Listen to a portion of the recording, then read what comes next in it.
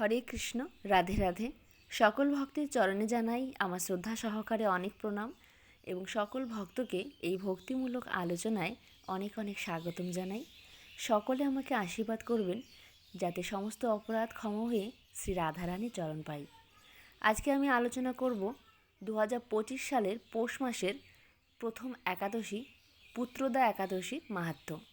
এই একাদশী মাহাত্ম্য আলোচনা করার আগে সংক্ষিপ্তভাবে একটু আলোচনা করে নেব একাদশী কী, কীভাবে পালন করতে হয় এবং এর বিধিনিষেধ। শাস্ত্রে যে 64 প্রকার ভক্তাঙ্গের কথা বলা হয়েছে তার মধ্যে একাদশী ব্রত সর্বোত্তম। শ্রবণ, কীর্তন, স্মরণ আদি নবদা ভক্তির পরই দশম ভক্তাঙ্গরূপে একাদশীর স্থান। এই তিথিকে হরিবাসরও বলা হয়। তাই ভক্তি লাভেচ্ছু সকলেরই একাদশী ব্রত পালনের পরম উপযোগিতার কথা বিভিন্ন পুরাণে বর্ণিত হয়েছে। একাদশী তিথি সকলের অভীষ্ট প্রদানকারী। এই ব্রত পালনে সমস্ত প্রকার পাপ বিনষ্ট, সর্বসৌভাগ্য ও শ্রীকৃষ্ণের প্রীতি বিধান হয়। নারী পুরুষ নির্বিশেষে 8 থেকে 80 বছর বয়স পর্যন্ত যে কোনো ব্যক্তিরই ভক্তি সহকারে পবিত্র একাদশী ব্রত পালন করা কর্তব্য। সংকটজনক অবস্থা বা জন্মমৃত্যুর অশৌচে কখনো একাদশী পরিত্যাগ করতে নেই। দুর্লভ মানব জীবন লাভ করেও এই ব্রত অনুষ্ঠান না করলে বহু দুঃখে কষ্টে 84 লক্ষ জনই ভ্রমণ করতে হয়। একাদশী ব্রত পালনের যে ফল লাভ হয়, অশ্বমেধ, রাজস্ব ও বাজপেয় যজ্ঞ দ্বারাও তা হয় না। দেবরাজ ইন্দ্র যথাবিধি একাদশী পালনকারীকে সম্মান করেন। একাদশী ব্রতে ভাগবত শ্রবণে পৃথিবী দানের ফল লাভ হয়। অনাহারে থেকে হরিনাম হরিকথা রাত্রি জাগরণে একাদশী পালন করা কর্তব্য। একাদশীতে শস্য মধ্যে সমস্ত পাপ অবস্থান করে, তাই চাল, ডাল, আটা, ময়দা, সুজি, সরিষা আদি জাতীয় খাদ্যদ্রব্য একাদশী দিনে বর্জন করা উচিত। নির্জলা উপবাসে অসমর্থ ব্যক্তি জল, দুধ, ফলমূল এমনকি আলু, পেঁপে, কলা, ঘিয়ে বা বাদাম তেল অথবা সূর্যমুখী তেলের রান্না অনুকল্প প্রসাদরূপে গ্রহণ করতে পারেন। একাদশীর আগের দিন স্নান করে ভগবানের সামনে একাদশী সংকল্প মন্ত্র 3 বার বলতে হবে এবং একাদশীর আগের দিন এবং পরের দিন নিরামিষ আহার করতে হবে।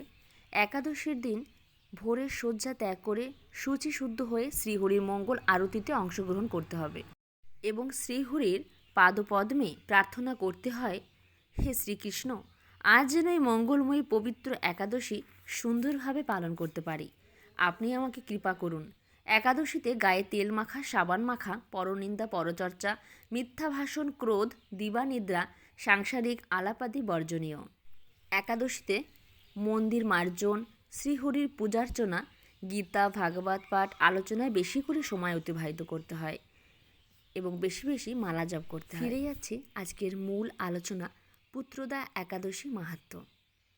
যুধিষ্ঠির বললেন, হে কৃষ্ণ, পৌষ মাসের শুক্লপক্ষের একাদশীর নাম কি, বিধি বা কি, কোন দেবতা ওই দিনে পূজিত হন এবং আপনি কার প্রতি সন্তুষ্ট হয়ে সেই ব্রতফল প্রদান করেছিলেন, কৃপা করে আমাকে সবিস্তারে তা বলুন। শ্রীকৃষ্ণ বললেন, হে মহারাজ, এই একাদশী পুত্রদা নামে প্রসিদ্ধ। সর্বপাপ বিনাশিনী ও কামদা এই একাদশীর অধিষ্ঠাত্রী দেবতা হলেন সিদ্ধিদাতা নারায়ণ। ত্রিলোকে এর মতো শ্রেষ্ঠ ব্রত নেই। এই ব্রতকারীকে নারায়ণ বিদ্বান ও যশস্বী করে তোলেন। এখন আমার কাছে ব্রতের মাহাত্ম্য শ্রবণ করুন। ভদ্রাবতী পুরীতে সুকেতু মার নামে এক রাজা ছিলেন। তার রানীর নাম ছিল শৈবা। রাজদম্পতি বেশ সুখেই দিন যাপন করছিলেন। বংশ রক্ষার জন্য বহু দিন ধরে ধর্মকর্মের অনুষ্ঠান করেও যখন পুত্র লাভ হলো না, তখন রাজা দুশ্চিন্তায় কাতর হয়ে পড়লেন। তাই সকল ঐশ্বর্যবান হয়েও পুত্রহীন রাজার মনে কোনো সুখ ছিল না। তিনি ভাবতেন, পুত্রহীনের জন্ম বৃথা ও গৃহশূন্য। পিতৃদেব মনুষ্য লোকের কাছে যে ঋণ শাস্ত্রে উল্লেখ আছে তা পুত্র বিনা পরিশোধ হয় না।